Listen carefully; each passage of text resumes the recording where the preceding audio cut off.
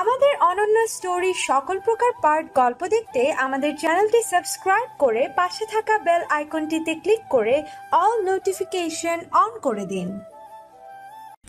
আপনারা প্লিজ ভিড়টা কমান, জায়গা খালি করুন, অ্যাম্বুলেন্সগুলোকে যেতে দিন, ইনজুর্ডদের অবস্থারও ক্রিটিক্যাল করে তুলবেন না প্লিজ। সাদাতের কথার পিঠে একজন মধ্যবয়স্ক নারী কান্না মিশ্রিত সুরে বলে, আমার মেয়েকে দেখবো আমি। সাদাত নরম গলায় আশ্বাস দিয়ে বলে, ম্যাম আপনি হসপিটালে যান, সবাইকে ওখানেই নিয়ে যাওয়া হচ্ছে। এখানে ওয়েট করে আপনার নিজেদের সময় নষ্ট আর পরিস্থিতি জটিল করা ছাড়া আর কিছুই করছেন না। সো প্লিজ ম্যাডাম বুঝুন। সারাদিন কিছু সংখ্যক পুলিশের চামারের ন্যায় আচরণের পর সৈন্যদের তরফ থেকে এই নরম গলার কথায় হোস্টেসদের পরিবারের সদস্যরা কিছুটা শিথিল হয়। তারা একে একে সরে গিয়ে ভিড় কিছুটা কমায়। সাইফ সাদাতের থেকে মাইকটা নিজের হাতে নিয়ে বলে, আমার সাংবাদিক ভাই ও বোনেরা আপনারাও প্লিজ একটু কোঅপারেট করুন। অ্যাম্বুলেন্সগুলো যাওয়ার সুযোগ করে দিন আগে, তারপর নিজেদের নিউজ কভার করুন। লোক ভিড়ে চোখ বুলাতে ব্যস্ত সাদাতের দৃষ্টি হঠাৎ করে এক জায়গায় স্থির হয়। সে বিস্ময় নিয়ে সেই পানে তাকাতেই ভিড়ের মধ্য থেকে একটি অবয়ব দ্রুত লুকিয়ে পড়ে। সাদাত প্রথমে অবাক হলেও সঙ্গে সঙ্গে সেই সাইফকে বলে ভিড়ের মধ্যে ঢুকে পড়ে সেই অবয়বকে খুঁজতে। ব্যস্ত পেয়ে ভিড় ঠেলে বেরোনোর চেষ্টার মাঝে আচমকা কারোর সাথে ধাক্কা লেগে পাকা রাস্তায় বসে পড়ে এক রমণী। অ্যাম্বুলেন্স বের হওয়ার রাস্তা করে দিতে সবাই যখন দ্রুত পায়ে সরে যেতে ব্যস্ত, সেই ধাক্কাধাক্কিতে কিছু সংখ্যক মানুষ রমণীর ডান হাতের পিঠের উপর দিয়ে হেঁটে চলে যায়। ব্যথায় কুকড়ে হাতটা সরিয়ে নিতে একটা বলিষ্ঠ হাত এসে রমণীকে টেনে দাঁড় করায়। প্রথমে রমণী থ্যাংক ইউ বলতে নিলেও সেই হাতের মালিককে দেখে তার মুখ দিয়ে আর কোনো শব্দ বের হয় না। সাদাত শক্ত মুখে প্রশ্ন করে, কি নাম যেন তোমার? হোয়াট এভার, তুমি এখানে কি করছো? আবার আমাকে ফলো করছো? মুখ লটকে রমণী প্রশ্ন করে, তোমার মেমোরি এত ডাল, ডিফেন্সে চান্স পেলে কি করে বলো তো? প্রশ্নের বিপরীতে পাল্টা প্রশ্ন শুনে সাদাত বিরক্ত হয়। সে মেয়েটার হাত ধরে টেনে ভিড় ঠেলে বেরিয়ে আসে। কিছুটা দূরে নিরিবিলি এক জায়গায় এসে তার হাত ছেড়ে দিয়ে শাসায়। উদ্দেশ্য কি সেটা তোমার বলো তুমি। তোমার কি মনে হয় এই চট্টগ্রাম শহর তোমার একার? দেখো মেয়ে, তোমাকে আমি প্রথম দিন থেকেই সন্দেহের খাতায় তুলে রেখেছি, এই নিয়ে 3 বার, এবং এটাই শেষবার।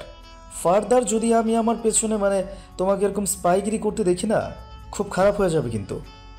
এক্সকিউজ মি ইয়াং ম্যান, আমার নাম Snigdha, so further by my name.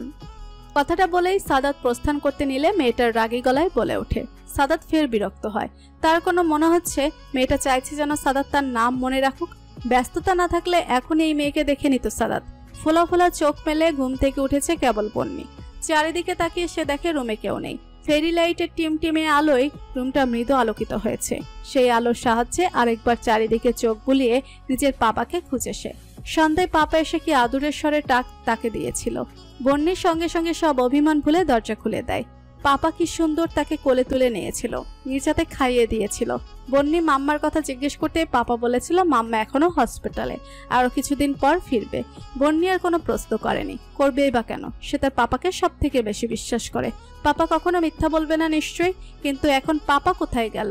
বন্নি ঘুমানোর সময় তো তার পাশেই ছিল। প্রশ্নটা মনে উকিয়ে দিতেই বন্নি বিছানা ছেড়ে পা টিপে দরজা খুলে বেরিয়ে আসে। সবার আগে সে নিজের রুম বরাবর মাম্মা পাপার রুমে উকি দেয়। রুমটা খালি দেখে সে ভেবে নেয় সম্ভবত পাপা হসপিটালে মাম্মার কাছে গিয়েছে। এটা ভেবে বন্নি নিজের রুমে যেতে নিলে বাড়ির বাহিরে হতে অদ্ভুত শব্দ ভেসে আসে। বন্নি বরাবরই কৌতূহলী সব ব্যাপারে। এই শব্দ শুনেও তার মনে আগ্রহ জন্মায়। সেই আগ্রহ নিয়েই সে ধীরে ধীরে নিচে নেমে আসে। নিরাপত্তা কর্মীদের চোখ ফাঁকি দিয়ে বাড়ির ব্যাকইয়ার্ডে যেতেই তার চোখ বড় বড় হয়ে যায়। মাটির উপর উপুড় হয়ে পড়ে আছে একটা পুরুষ। নাক মুখ দিয়ে তার বেলাগাম গলগল করে রক্ত বের হচ্ছে। তাকে লাগাতার লাথি মারছে হিরণ। হিংস্র পশুর ন্যায় ফোসফোস করছে সে। তার ঠিক পাশে এবার দাঁড়িয়ে রয়েছে। তার মধ্যে হিরণকে থামানোর কোনো লক্ষণ নেই। হিরণ এই পর্যায়ে লাথি মারা থামিয়ে এবার একটা শক্ত রড হাতে নিয়ে তা দুহাতে ধরে আঘাত করতে শুরু করে সেই পুরুষকে। কিন্তু পুরুষটার মুখ থেকে কোনো শব্দ বের হওয়ার উপায় নেই। সাদা রঙা একটা টেপ দিয়ে তার মুখ আটকে দেওয়া হয়েছে। কেবল উ জাতীয় শব্দ বের করতে সক্ষম হচ্ছে সে, কিন্তু সেই শব্দটুকু হিরণের সহ্য হয় না। সে আরো জোরে আঘাত করে হিসিয়ে ভয়ঙ্কর স্বরে বলে ওঠে, এই জানোয়ারের বাচ্চা, মুখ দিয়ে কোনো শব্দ বের করবি না। আমার মেয়ের ঘুম ভাঙলে তোকে জানে মেরে ফেলবো আমি। এতটুকু দেখতে বন্যে দ্রুত দরজার আড়ালে লুকিয়ে পড়ে। ভয়ার্ত দৃষ্টি মেলে সামান্য ফাঁক দিয়ে দেখতে থাকে তার পাপার মতো দেখতে এক হিংস্র পশুর অত্যাচার। হিরণ ফের হিসিয়ে বলে ওঠে, দায়িত্ব দিয়েছিলাম তোকে, বাণীকে পাহারা দেওয়ার দায়িত্ব দিয়েছিলাম। একটা মেয়ে তোর চোখে ধুলো দিয়ে পালিয়ে গেল, অথচ তোরা হাতে চুরি পরে বসেছি। কথাটুকু বলে আরো আগ্রাসী হয়ে মারতে শুরু করে হিরণ। লোকটা গলা কাটা মুরগির মতো মাটিতে কাতরাতে থাকলো। এতদূর দেখে বন্নি ভয়ে তটস্থ হয়ে যায়। সে মানতে চায় না এই মুহূর্তে সে যা দেখছে সব সত্যি। বন্নি যখন আড়ালে লুকিয়ে ভয় কাঁপছে, সেই মুহূর্তে হিরণ পেটানো থামিয়ে একটা রিভলভার নিয়ে লোকটার দিকে তাক করে শুট করে। সাইলেন্সার বসানোর ফলে সেই শুটের কোনো শব্দ না হলেও সেই দৃশ্য দেখে বন্নি পালাতে নিলে দরজায় ঠিকই শব্দ হয়। হিরণ ইবৎসহ উপস্থিত আরো কয়েকজনের দৃষ্টি স্থির হয় দরজার পানে। হিরণ এক মুহূর্ত কিছু একটা ভেবে চোখ খিচে বন্ধ করে শিট বলে ওঠে। পরপরই সে দ্রুত পায়ে দৌড়ে বাড়ির ভেতর প্রবেশ করে। বন্নি ততক্ষণে দৌড়ে নিজের রুমে গিয়ে দরজা লাগিয়ে দিয়েছে।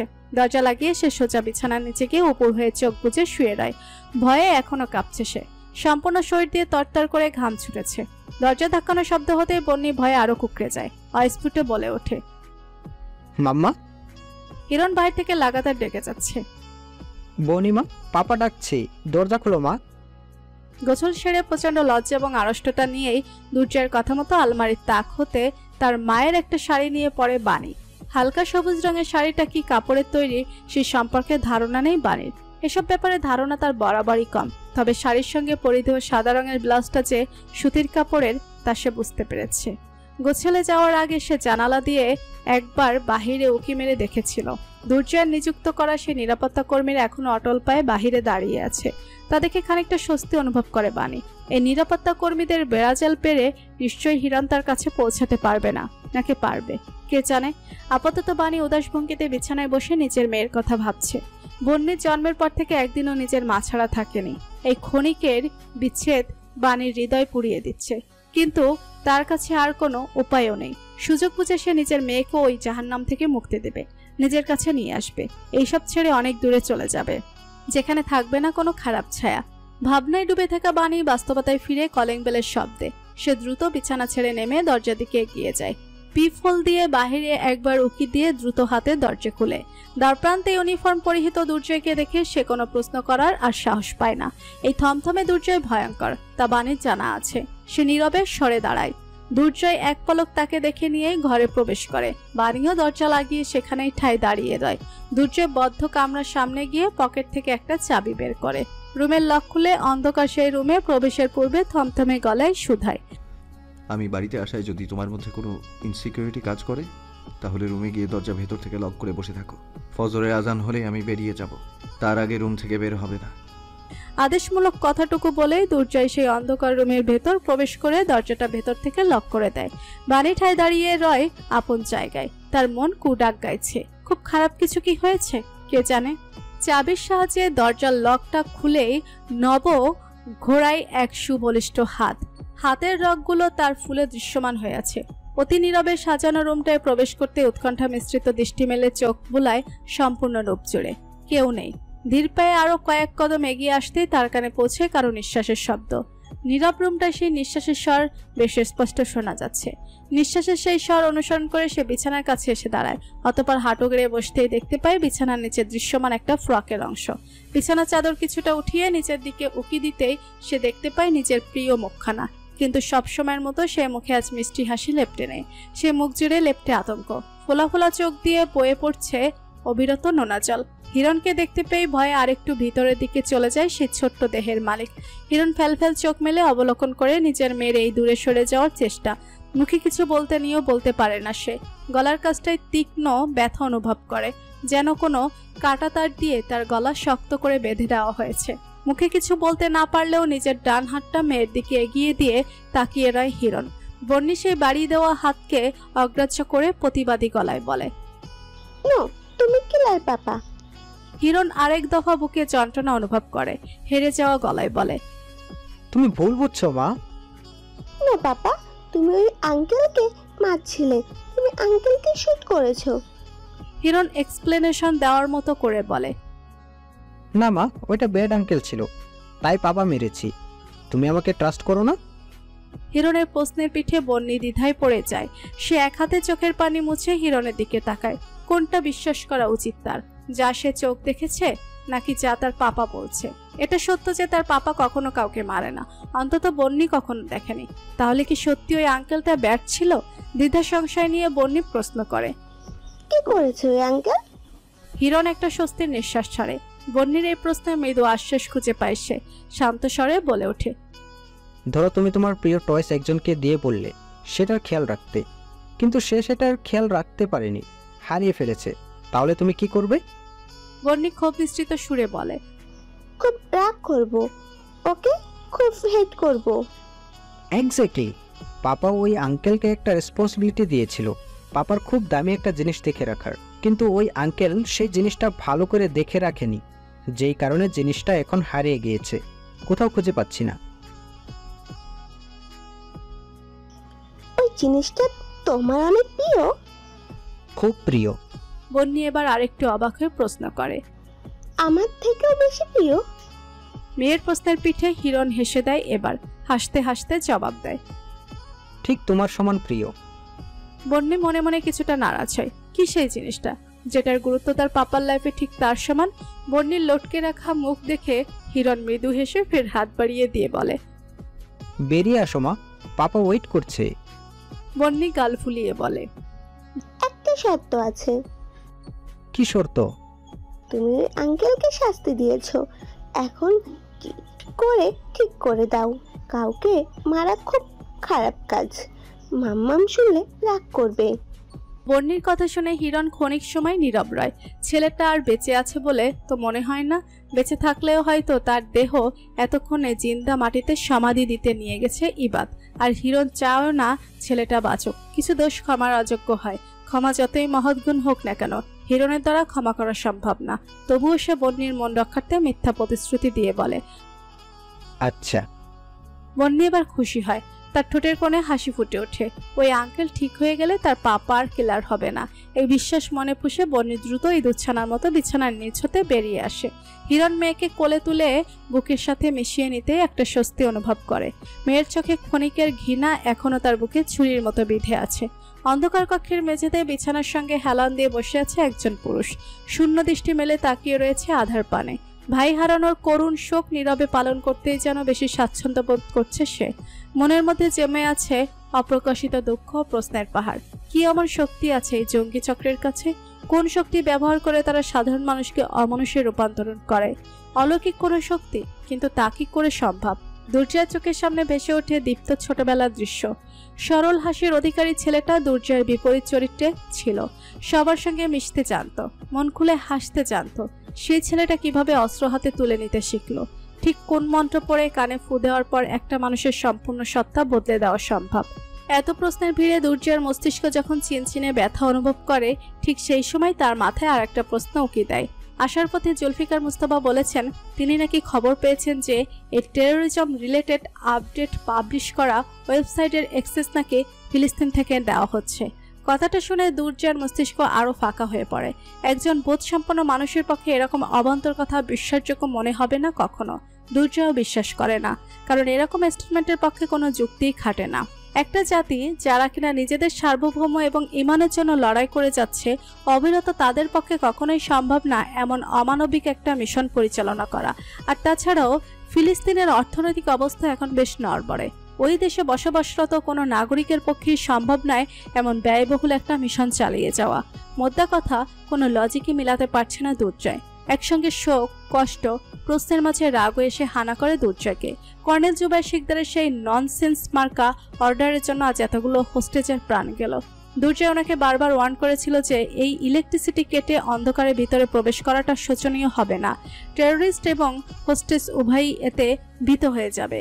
টেরোরিস্টরা হয়তো এলোমেলো ভঙ্গিতে গুলিবর্ষণও করতে পারে। কেবল দুর্জয় নয়, মিটিংয়ে উপস্থিত সকলে এই বিষয়টা তুলে ধরেছিল, কিন্তু কর্নেল যেন কানে তুলে গুজে রেখেছিল। এতগুলো অফিসারের কথা অগ্রাহ্য করে তিনি নিজের অর্ডারে অটল রইলেন। ফলাফলস্বরূপ এতগুলো প্রাণ ঝরে পড়ল। এর ড্রাইভার কার? কর্নেল তো কখনোই এর ড্রাইভার নেবেন না। তিনি কেবল নিজের পদোন্নতির পথ সুগম করতে ব্যস্ত। বুকফাটা কষ্ট এবং প্রশ্নের ভিড়ে চাপা পড়ে দুর্জয় নিজের দুহাতে মাথার চুল টেনে ধরে। সব অসহ্যকর ঠেকছে তার কাছে। একটাই তো জীবন, তাও এত কঠিন কেন হতে হবে?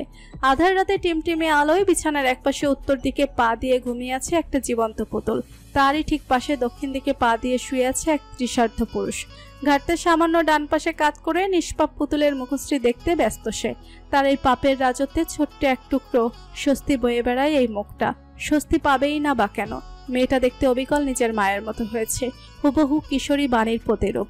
যদিও এখন আর বাণীর চেহারায় সেই লাবণ্য নেই, অযত্ন এবং অবহেলায় পুরো চেহারার রূপ বদলে ফেলেছে। আচমকা নিজের বাম পাশে কারো অস্তিত্ব টের পেতে হিরণ মাথা ঘুরিয়েই সেই পানে তাকায়। সঙ্গে সঙ্গে দেখতে পায় সে কিশোরী বাণীকে। গায়ে ঢিলেঢালা টি শার্ট এবং ট্রাউজার, চুলগুলো ব্যাংস কাট দেওয়া, গোলগাল মুখশ্রী। বন্যের মতোই সেও উত্তর দিকে পা দিয়ে শুয়ে আছে। হিরণ তাকাতে একগাল হেসে প্রশ্ন করে, বলুন তো আপনি কাকে বেশি ভালোবাসেন, টমবয় বাণীকে নাকি বন্যের মাকে? হিরণ সে হাসি মাখা মুখে দৃষ্টি স্থির রেখে শান্ত স্বরে জবাব দেয়, সম্পূর্ণ বাণীকেই ভালোবাসি। বাণীর ঠোঁটের কোণে হাসি ফুটে ওঠে। সে ধীরে ধীরে শোয়া থেকে উঠে বসে। নীরবে হিরণের মাথার কাছটায় বসে সামান্য ঝুঁকে তার কপালে পরশ ছোঁয়ায়। হিরণের চোখ বুজে আসে। সে জানে এই সবটা কেবলই তার কল্পনা, কারণ কল্পনা ব্যতীত এটা কভু সম্ভব নয়। কল্পনায় ডুবে হিরণ ফিরে যায় অতীতের পাতায়। তীব্র বর্ষণ এবং গোধূলি লগ্নের বিদায় বেলা তখন। এক হাত গাড়ির স্টিয়ারিংয়ে রেখে অপর হাতে ফোন কানে চেপে ধরে কথা বলতে ব্যস্ত এক যুবক। গাড়ি এগিয়ে চলছে সবুজে ঘেরা সিলেট শহরের পাকা সরু পথ ধরে। আচমকা গাড়ির হেডলাইটের আলোয় রাস্তায় কাউকে পড়ে থাকতে দেখে সে, কিন্তু ততক্ষণে ব্রেক কষার মতো অবস্থা আর নেই। তাই বাধ্য হয়ে দ্রুত গতিতে সুকৌশলে স্টিয়ারিং চালিয়ে গাড়ি অন্যদিকে ঘুরিয়ে ফেলে সে। কোনো এক অপরিচিতাকে বাঁচানোর চক্করে লগ্ন শেষে গোধূলি বেলায় সেই যুবকও এক অ্যাক্সিডেন্টের শিকার হয়। সাদা গাড়িটা এক বিশাল গাছের সঙ্গে ধাক্কা খায়। ব্যাপক ধাক্কায় যুবকের মাথাও বাড়ি খায় স্টিয়ারিংয়ের সঙ্গে, যার ফলস্বরূপ তার নাক দিয়ে গলগলিয়ে বেরিয়ে আসে তরল লাল পদার্থ। চেতনা হারায় সে। জ্ঞান ফিরতেই চোখ মেলে তাকায় সেই যুবক। সম্পূর্ণ শরীর অক্ষত থাকলেও আঘাতের ফলে মাথা কেবল সামান্য ভারী লাগছে তার কাছে। চারিদিকটা দেখার জন্য ঘাড় ঘোরাতেই তার দৃষ্টি স্থির হয় ঠিক তার পাশের বেডে। হসপিটালের নীল চাদরে ঢাকা সিঙ্গেল বেডটায় ঘুমান্ত নিষ্পাপ মুখশ্রীর মালিককে বেশ খুঁটিয়ে খুঁটিয়েই দেখে একজোড়া নিষ্পলক চোখ। কি হলো কে জানে, সে মুখশ্রী তাকে আকর্ষিত করে, নামহীন নিকশমায় ডুবতে বাধ্য করে। জীবনের প্রতিটা পদে নিজের মর্জির জোর খাটানো যুবক নিজের মনের উপর জোর হারিয়ে বসে। মস্তিষ্ক বলে ওঠে, থেমে যা, আগাস না। যুবক মস্তিষ্কর কথাকে অগ্রাহ্য করল। খানিকটা সময় এভাবেই পেরিয়ে গেল। যুবক নিজের সম্বিত ফিরে পেল যখন একজন নার্স দুটো বেডের মধ্যে শুভ্র একটা পর্দা টেনে দিল। ঘুমন্ত মুখশ্রী চোখের আড়াল হতেই যুবক সে নার্সের পানে তাকায়, খানিকটা বিরক্ত মিশ্রিত দৃষ্টি মেলে। ত্রিশর্ধ নার্স হাতের ফাইলে কিছু একটা লিখতে লিখতে বলে, এখানকার সাবেক মেয়রের মেয়ে, প্রায় সবাই চিনে ওকে, তাই ওর ফ্যামিলিকে ইনফর্ম করতে আমাদের ঝামেলা হয়নি। তারা যে কোনো সময় পৌঁছে যাবে, কিন্তু তোমার ফ্যামিলিতে কাউকে ইনফর্ম করা সম্ভব হয়নি। ফোনটা অক্ষত নেই, সেজন্য নাম পরিচয় কিছু লেখা হয়নি। নিজের নামটা বলো। যুবক শান্ত গলায় জবাব দেয়, হিরণ। নার্স ভুরুকুচকে প্রশ্ন করে, শুধু হিরণ? হ্যাঁ। আগে পিছনে কিচ্ছু নেই? এখনো প্রশ্নে বেশ বিরক্ত হয় হিরণ। তার মুখেও ফুটে ওঠে সে বিরক্তির ভাব। কোনো উত্তর না পেয়ে নার্স বলে, ফোনটা এনে দিব, বাসায় জানাতে চাও? হিরণের উত্তর শুনে নার্স আর অপেক্ষা করে না, যাওয়ার জন্য পা বাড়াতে নিলেই হিরণ প্রশ্ন ছুড়ে, মেয়েটার কি হয়েছে? নার্স এক পলক ভুরুকুচকে হিরণকে আগাগোড়া পরখ করে জবাব দেয়, বৃষ্টিতে ভিজেছে হয়তো, খুব জ্বর বাঁধিয়েছে। রাস্তায় পড়ার ফলে হাতে পায়ে কিছু জায়গায় ছিলে গিয়েছে। হিরণ ফের প্রশ্ন করে, মেয়ের নাম কি? নার্স এবার হিরণের কৌতূহলে বেশ বিরক্ত হয়। এই ইমার্জেন্সি ইউনিটে এতগুলো রোগী রেখে কি এখন সে বসে এই মাথায় আঘাতপ্রাপ্ত পাগলের প্রেমের প্রশ্নের জবাব দেবে নাকি? তবুও সে শেষবারের মতো বলে ওঠে, আনিসুর জামান তালুকদারের মেয়ে বাণী তালুকদার। ফজরের আজান সবে পড়ল বলে নির্ঘুম রাত পার করা দুর্জয় নীরবে রুম ছেড়ে বেরিয়ে আসে। ব্যক্তিগত রুমটা চাবি দ্বারা লক করে এক মুহূর্তের জন্য অন্য পাশের বদ্ধ দরজার পানে চায়। অতঃপর একটা দীর্ঘশ্বাস ফেলে মেইন দরজা খুলে বাড়ি থেকে বেরিয়ে যায় সে। মেইন দরজাটা লাগানোর শব্দ হতেই দরজা খুলে রুম থেকে বেরিয়ে আসে বাণী। নির্ঘুম রাত সেও পার করেছে, কখনো নিজের মেয়ের চিন্তায় তো কখনো দুর্জয়ের সেই থমথমে রূপের কারণ কি হতে পারে তা ভেবে। খুব ভয়ঙ্কর কিছু কি ঘটেছে? নীরবে একমুট নিঃশ্বাস টেনে বুক পুড়ে নিয়েই সে দরজার পারে তাকিয়ে রয়। সে জানে দুর্জয় ফিরবে, বাণীর মুখের সত্যটা শোনার জন্য সে অবশ্যই ফিরবে। সাদা রঙা চার দেয়ালে আবদ্ধ এই রুমটাকে লেফটেন্যান্ট কর্নেল জুলফিকার মুস্তাবার ব্যক্তিগত কেবিনও বলা যেতে পারে। নিজের ব্যক্তিগত কেবিনে লেদারের তৈরি ইজি চেয়ারটায় আপাতত পিঠ এলিয়ে চোখ বুজে বসে রয়েছেন তিনি। গত 21 ঘন্টা ধরে তিনি নির্ঘুম। শক্তপোক্ত বলিষ্ঠ দেহটাও একটা নির্দিষ্ট সময় পর ক্লান্ত হয়ে আসে। খানিকের জন্য হলেও সামান্য আরাম খুঁজে। জুলফিকার মুস্তাবা এই খানিকের বিশ্রাম হতে দেহকে বঞ্চিত করেন না। আজ সারাদিনও তার ব্যাপক ব্যস্ততার মধ্যে দিয়ে কাটবে। মোট কথা ঘুমানোর জন্য এক ঘন্টা সময় পাবেন না তিনি। চোখ বোঝা এবং দেহটা নিস্তেজ হলেও জুলফিকারের মস্তিষ্ক এখনো স্থির হয়নি। ওনার মস্তিষ্কে ঘুরপাক খাচ্ছে রাজ্যের চিন্তা। 4 জন আতঙ্কবাদী ধরা পড়েছে। সারা রাত ধরে তাদের উপর চলেছে সৈন্যদের বর্বর অত্যাচার, কিন্তু দেশদ্রোহীগুলো মুখে কুলু পেটে রেখেছে। শরীরে সব রক্ত খোয়াতে প্রস্তুত তারা, তবুও মুখ দিয়ে একটাও শব্দ করবে না। কেমন একগুঁয়ে খাওড়া স্বভাব এদের। ওদিকে দুর্জয় সকাল সকাল হেডকোয়ার্টারে এসেই যে রইস দিলদারকে সেই ভয়ঙ্কর সেলে নিয়ে প্রবেশ করেছে, এখনো সেখান থেকে বের হয়নি। জুলফিকার অবশ্য এতে বাধা দেয়নি। ছেলেটা মুখ ফুটে নিজের কষ্টের কথা কাউকে বলতে কিংবা দেখাতে পারছে না। এমন অবস্থায় যদি ওই জানোয়ারটার উপর টর্চার করে এত বড় ধাক্কা সামলে নিজেকে ধাতস্থ করতে পারে, তবে তাতে কোনো ক্ষতি দেখে না জুলফিকার। অবশ্য সে মনে মনে ভেবে রেখেছে রইস দিলদারের একটা ব্যবস্থা করার কথা, কারণ অসভ্যটা দীপ্তর আসল পরিচয় জানে। ভুল করেও যদি একবার নিজের মুখ খুলে, তাহলে দুর্জয়কে অযথা ভোগান্তি পোহাতে হবে। আবার এই বিষয়টার রেশ ধরে কর্নেল জুবায়ের শিকদার দুর্জয়ের চাকরিও হুমকির মুখে ফেলতে পারে। লোকটা দুর্জয়কে খুব একটা পছন্দ করে না, তাই জুলফিকার মুস্তাবা এই ব্যাপারে কোনো রিস্ক নিতে চায় না। তার উপর ডার্ক ওয়েবসাইটের সেই টেররিস্ট কমিউনিটি হতে পোস্ট করা দীপ্তর ছবি এবং লোকেশনের ব্যাপারটাও গোপন রেখেছে জুলফিকার। দীপ্তর বিষয়টা তিনি আজীবন গোপন রাখলেও লোকেশনের বিষয়টা নিয়ে আজ সন্ধ্যায় একটা মিটিং ডেকেছেন তিনি। সেখানে সামরিক বাহিনীর গুরুত্বপূর্ণ অনেক সদস্য উপস্থিত থাকবেন। সকলের সঙ্গে এই ব্যাপারটা নিয়ে আলোচনা করা গুরুত্বপূর্ণ হয়ে দাঁড়িয়েছে এই পর্যায়ে। এই পর্যন্ত 3 বার ট্রেস করা হয়েছে, অথচ প্রতিবারই সেই অনাকাঙ্ক্ষিত দেশের নাম শো করছে। কি এক মহা মুশকিল। জুলফিকার মুস্তাবার নীরব ভাবনায় ভাটা পড়ে দরজায় করাঘাতের শব্দে। তিনি চোখ মেলে তাকিয়ে সোজা হয়ে বসেন, কণ্ঠে গাম্ভীর্য বজায় রেখে বলেন, কাম ইন। সঙ্গে সঙ্গে দরজার নব ঘুরিয়ে রুমে প্রবেশ করে ইউনিফর্ম পরিহিত এক যুবক। জুলফিকার মুস্তাফাকে স্যালুট করে অভ্যাসগত ভঙ্গিতে দাঁড়ায় সে। কাটকাট চেহারা চঞ্চল স্বভাবের ছেলেটাকে দেখে নিয়ে জুলফিকার বলেন, আগামী 2 ঘন্টা কি তোমার কোনো ব্যক্তিগত ব্যস্ততা রয়েছে লেফটেন্যান্ট সাইফ? সাইফের মনে পড়ে যায় তার পুত্রের সঙ্গে ওই স্কুটি ফেরত দিতে যাওয়ার প্ল্যান রয়েছে, কিন্তু তা নিশ্চয়ই জুলফিকার স্যারের সামনে বলার মতো বিষয় নয়, তাই সে উত্তর দেয়, না স্যার। জুলফিকার মুস্তাফা একটা দীর্ঘশ্বাস ছেড়ে বলে, গতকাল সারাদিন আমরা কোনো পরিস্থিতির মধ্য দিয়ে গিয়েছি, তা নিশ্চয়ই তোমার অজানা নয়। এই সব কিছুর মধ্যে আমার অন্যার পরিবারের সঙ্গে কথা বলা হয়নি, তাই একটু পর আমি ওদের বাড়ি যাব অন্যার ফাদারের সঙ্গে কথা বলার জন্য। রাফিকে বিষয়টা জানিয়ে দিও, ওকেও আমার সঙ্গে যেতে হবে। বিয়ের 1 দিন আগে বিয়ের কনেকে নিয়ে পালানো কোনো ভালো কাজ নয়। এতে মেয়েটার পরিবারকে অনেক অপমানজনক পরিস্থিতির মধ্য দিয়ে যেতে হবে। তাই ওখানে যাওয়ার পর রাফি আগে অন্যের পরিবারের কাছে ক্ষমা চাইবে, তারপর আমি ওদের সম্পর্কে নিয়ে কথা বলবো। জুলফিকার মুস্তাফার বিচক্ষণ কথা এবং আশ্বস্ততায় সাহেব মুক্ত হয়। একগাল হেসে বলে, অবশ্যই স্যার। আর একটা দায়িত্ব দেওয়ারও ছিল তোমায় সাইফ। সাহেব দৃঢ় গলায় বলে, আপনি অর্ডার করুন স্যার। জুলফিকার মুস্তাফা এই পর্যায়ে সামান্য শান্ত গলায় বলেন, দায়িত্বটা ব্যক্তিগত। হসপিটাল কেবিনে সিঙ্গেল বেডটায় উদাস ভঙ্গিতে বসে আছে নিশা। দৃষ্টি তার জানালা ভেদ করে দূর আকাশে স্থির। মনটা তার বেজায় খারাপ। গতকালের ঘটনার কোনোটাই তার অজানা নয়। প্রিয় বান্ধবী রোহিত জন্য তার মন ছটফট করছিল সারাদিন। কেঁদে কেটে একাকার অবস্থা করে ফেলেছিল সে। নাইমার কোনো সান্ত্বনা বাক্য কানে তুলেনি। অথচ এখন কত ঘন্টা পেরিয়ে গেল উদ্ধার অভিযান শেষ হওয়ার, কিন্তু এখনও রোহির সঙ্গে তার দেখা হয়নি। নিশা অবশ্য বেশ কয়েকবার রোহির মার নাম্বারে কল করেছে। ভদ্রমহিলা জানিয়েছেন মেয়েটা সম্পূর্ণ ট্রমাটাইজড হয়ে আছে, মুখ ফুটে একটা কথাও বলছে না। এই অবস্থায় ওকে আগে স্বাভাবিক হয়ে ওঠার সময় দেওয়া উচিত, তারপর না হয় নিশার সঙ্গে তিনি রোহির কথা বলার ব্যবস্থা করে দিবেন।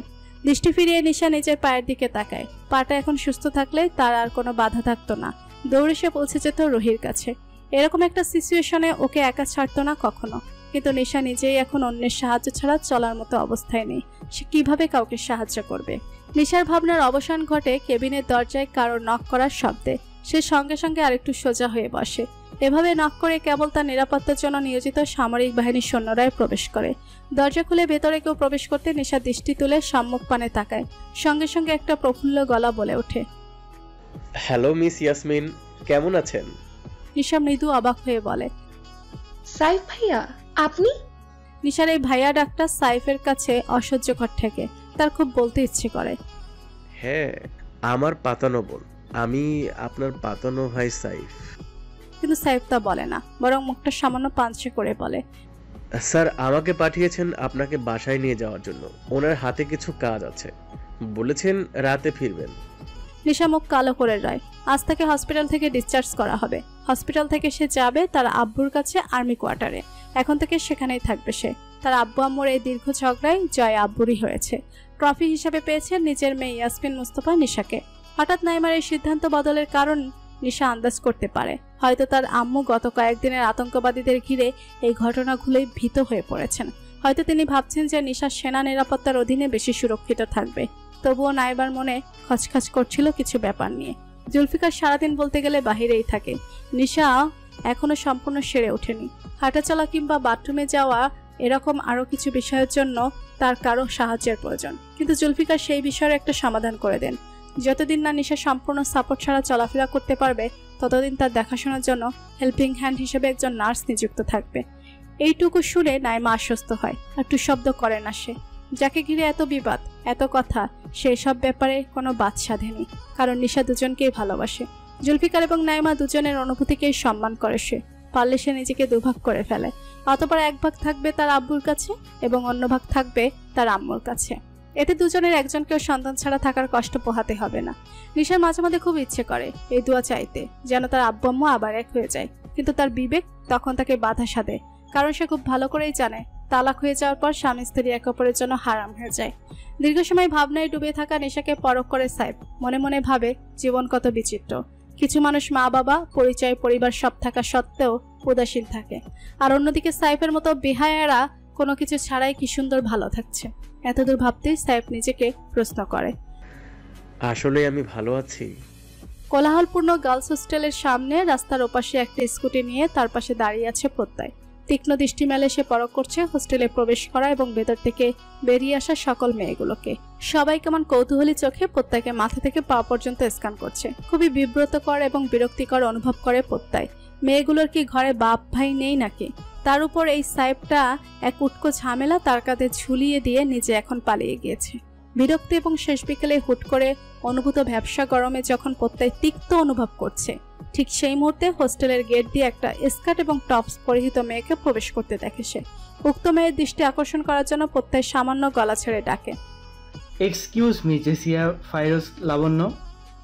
স্পষ্ট পুরুষালী গলায় উচ্চারিত নিজের নামটা জেসির কান পর্যন্ত পৌঁছায়।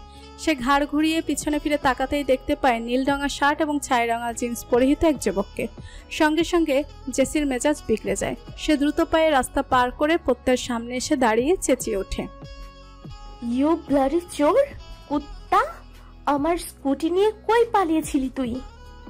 ভাড়া রাস্তায় এতগুলো কৌতূহলী দৃষ্টির ভিড়ে নিজের থেকে কম বয়সী এক মেয়ের মুখে এরকম আজে বাজে গালি শুনে অপমানে প্রত্যয়ের মুখ থমথমে হয়ে আসে। সে নিজের রাগটা চেপে গিয়ে স্কুটির উপর একটা চাবি রেখে গরম গলায় বলে ওঠে, where is your scooty and your কি?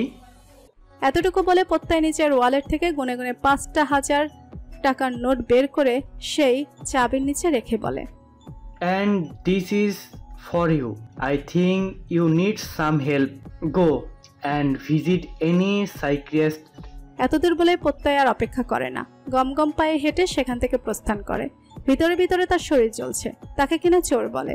প্রত্যয়ের কিসের এত ঠেকা পড়েছে যে এই মাথা নষ্ট মেয়ের স্কুটি চুরি করার, যেখানে কিনা প্রত্যয়ের এক কলেই তার জন্য রয়্যাল রন্সে এসে হাজির হতে প্রস্তুত। ভাঙাচোরাবিহীন সুন্দর রাস্তা ধরে এগিয়ে যাচ্ছে গাড়ি। গাড়ির ফ্রন্ট সিটে বসে আছে ড্রাইভার এবং সাইফ, আর পেছনের সিটে বসে রয়েছে নিশা এবং তার জন্য নিযুক্ত করা নার্স কলি, যাকে ইতিমধ্যে নিশা কলি আপু বলে সম্বোধন করে। গাড়ি যত এগোচ্ছে ততই নিশার জগৎ ভুলে কাঁদতে ইচ্ছে করছে। কোনো কিছুই তার ভালো লাগছে না। আজ সকাল থেকে আম্মু হসপিটালে তার সঙ্গে দেখা করতে আসেনি, কেবল 2 বার ফোন করেছে, তাও নিশাকে নয় বরং কলি আপুকে।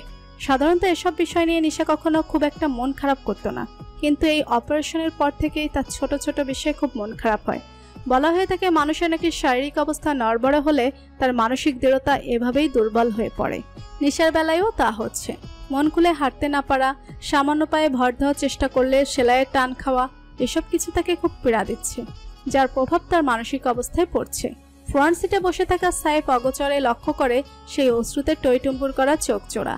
চোখের পলক পড়লেই সেই অশ্রুগুলো গাল গলিয়ে পড়তে বিন্দুমাত্র সময় নেবে না। ছন্ন ছাড়া শেকড়হীন সাইফের আচমকা খুব মায়া লাগে মেয়েটার জন্য। পর মুহূর্তেই সে নিজের দৃষ্টি ফিরিয়ে নেয় নিজের অবচেতন মনকে শাসায় ভুল পথে পা বাড়ানো থেকে। শেকড়হীন সাইফ কবু সম্পর্কের বন্ধনে আবদ্ধ হয়নি। সে মুক্ত পাখির ন্যায় আকাশ জুড়ে উড়ে বেড়ায়, যার নিড়ে ফেরার কোনো তাড়া নেই। এরকম মুক্ত পাখিকে খাঁচাবন্দি করার অস্ত্র একটাই, মায়া। কিন্তু সাইফ কখনো খাঁচাবন্দি হতে চায় না, তাই এ সকল মায়াকে অগ্রাহ্য করাই উত্তম মনে করে সে। 2 দিন মেয়েকে ছাড়া বেশ হাঁপিয়ে উঠেছে বাণী, আর অপেক্ষা সম্ভব নয় তার দ্বারা। অতি শীঘ্রই তার এখান থেকে যেতে হবে। সাপের গুহা থেকে নাগমণি চুরি করার মতো কঠিন কাজ সম্পন্ন করে তার পালাতে হবে। রাত তখন কয়টা বাজে কে জানে। বিছানায় গুটিসুটি মেরে শুয়ে যখন বাণী এসব ভাবতে ব্যস্ত, তখনই কলিং বেলটা বেজে ওঠে। বাণী নড়ে চড়ে উঠে বসে। এই সময় কে আসতে পারে তা সে আন্দাজ করতে পারে। শাড়ির আঁচলটা ঠিক করে নিয়ে সে বিছানা ছেড়ে নামে। মেইন দরজার কাছে গিয়ে সে পিপ হোল দিয়ে একবার শনাক্ত করে দরজার অপর পাশের মানুষটাকে। নিশ্চিত হতেই সে দরজা খুলে সরে দাঁড়ায়। দুর্জয়কে দেখতে আজ গতকালের তুলনায়ও বেশি বিধ্বস্ত লাগছে। বাণী আগবাড়িয়ে আর কোনো কথা বলে না। সে নীরবে মেইন দরজাটা আটকে দিয়ে নিজের জন্য নির্ধারিত রুমের দিকে পা বাড়াতে নিলেই একটা থমথমে স্বর বলে ওঠে, আমার সামনে এসে বসো বাণী। বাণী ঘাড় ফুরিয়ে তাকায়। দুর্জয় ইতিমধ্যে সোফায় গিয়ে খুব স্বাভাবিক ভঙ্গিতে বসে পড়েছে। বাণী একটা দীর্ঘশ্বাস ফেলে, অতঃপর দুর্জয়ের কথা মতো তার মুখোমুখি অপর পাশে সোফায় গিয়ে বসে। দুর্জয় বেশ শান্ত তবে গম্ভীর গলায় বলে, শুরু করো। বাণী মাথা নিচু করে রয়। সে খুব ভালো করে বুঝতে পারছে দুর্জয় কি শুরু করতে বলেছে, তবে সে বুঝতে পারছে না ঠিক কোথা থেকে শুরু করা উচিত। বাণীর নির্লিপ্ততা দেখে দুর্জয় এবার বলে, আমি কোনো অন্তর্যামী নই বাণী, কারণ নীরবতা পড়ার মতো অলৌকিক ক্ষমতা আল্লাহ আমাকে দেননি। তাই কষ্ট করে তোমার মুখ ফুটে আমাকে সবটা বলতে হবে। ট্রাস্ট মি, আমি এখানে তোমার এই নত দৃষ্টি দেখতে আসিনি, তাই আমার ধৈর্যের পরীক্ষা দিও না। দুর্জয়ের এতদূর কথার পিঠে বাণীর শুকনো গলায় বলে ওঠে, তেষ্টা পাচ্ছে, একটু পানি খেয়ে নি। ঢকঢক করে 1 গ্লাস পানি পান করে গলার তেষ্টা কিছুটা মেটায় বাণী, অতঃপর স্থির হয়ে বসে।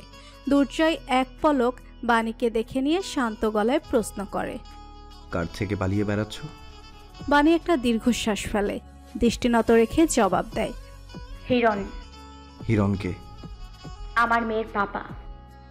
দুর্জয় এবার আগ্রহ অনুভব করলেও তা প্রকাশ করে না, কেবল প্রশ্ন করে, কেন?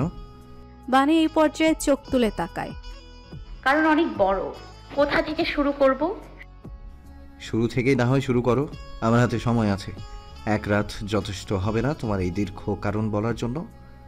বাণী দুর্জয়ের প্রশ্নের উত্তর দেয় না। সে এবার দুর্জয়ের চোখে চোখ রেখে বলতে শুরু করে, 7 বছর আগের ঘটনা। ভাইয়া খুব করে চাচ্ছিল আমি যেন আমার হায়ার স্টাডিজ কমপ্লিট করার জন্য বাইরের দেশে ট্রাই করি। আমি তখন ভাইয়ার কথা মতো IELTS এর প্রিপারেশন নিচ্ছি। বাবা একদিন সন্ধ্যাবেলা করে আমাকে আর মামুনিকে ডাকলেন গুরুত্বপূর্ণ কোনো কথা বলতে। বাবার চেহারা দেখেই আমরা আজ করতে পারি খুব সিরিয়াস কোনো বিষয়। মামুনি কি হয়েছে জানতে চাইলে বাবা বলেন তিনি আমার বিয়ে নিয়ে ভাবছেন। শুধু ভাবছেনই না, বরং তিনি রীতিমতো একজনের সঙ্গে আমার বিয়ের কথা পাকা করে ফেলেছেন। বাবার এরকম স্টুপিড সিদ্ধান্তের পেছনে কোনো কারণ শোনার মতো ধৈর্য আমার ছিল না। আমি সোজা না জানিয়ে দিই। বাবা তবুও ইনিয়ে বিনিয়ে আমাকে রাজি করানোর চেষ্টা করে। আমি রাজি হই না। জেদি স্বভাবটা ঘাড়ে চেপে ধরে। রুমে গিয়ে রাগে দরজা আটকে ভাঙচুর শুরু করি। কোথাও না কোথাও আমার বিশ্বাস ছিল সব সময়ের মতো বাবা এবারও আমার জেদের সামনে হার মানবে। কিন্তু আমার বাবা সেদিন প্রথমবারের মতো আমার বিশ্বাস ভাঙে। আমার ভাঙচুর বন্ধ হয় মামুনি চিৎকারের শব্দে। দরজা খুলে দ্রুত মামুনি বাবার রুমের সামনে যেতেই চিৎকারের শব্দ আরও স্পষ্ট শুনতে পাই। মামুনি কখনোই বাবার মতের বিপক্ষে কোনো কথা বলতো না। কিন্তু সেদিন মামুনি বাবার বিপক্ষে গিয়ে আমার পক্ষ নিয়ে কথা বলে। এটাই মামুনির ভুল ছিল। আদরের একমাত্র মেয়েকে কিছু বলতে না পেরে বাবা দরজা লাগিয়ে মামুনিকে ঝাড়ু পেটা করে। আমি দরজা ধাক্কাতে ধাক্কাতে যখন প্রায় ভেঙে ফেলার উপক্রম হয় তখন মামুনির চিৎকার থেমে যায়। বাবাও দরজা খুলে গটগট করে হেঁটে বাড়ি থেকে বেরিয়ে যায়। বাবা যখন আমার সামনে দিয়ে যাচ্ছিল আমার মনে হচ্ছিল আমি এই লোককে চিনি না, নিজের বাবাকেই নিজে চিনতে পারছিলাম না। বাবা বের হয়ে যেতেই আমি রুমে ঢুকে দেখি মামুনি ফ্লোরের একপাশে অর্ধ চেতনাহীন অবস্থায় পড়ে আছে। এতটুকু বলতেই বাণীর গলা ফের শুকিয়ে আসে, তবে সে থামে না। দুর্জয়ের চোখে তাকিয়ে বলতে থাকে, বাবা পরের দিন সন্ধ্যায় বাড়ি ফিরে আসে। বাবা ফেরার আগ পর্যন্ত আমরা মা মেয়ে মূর্তির মতো সারাদিন যে যার রুমে পড়েছিলাম। না, আমি লজ্জায় মামুনির সামনে দাঁড়াতে পারছিলাম না। মামুনি আমার সাথে কোনো কথা বলছিল। সেদিন রাতে বাবার এই নতুন রূপের কথা মিশিগানে বসে থাকা ভাইয়াকেও জানাইনি আমরা। কি জানাতাম? মাথা কাজ করছিল না তখন, জানানোর মতো পরিস্থিতি ছিল না। বাবা সন্ধ্যায় বাড়ি ফিরে অদ্ভুত এক কাজ করে।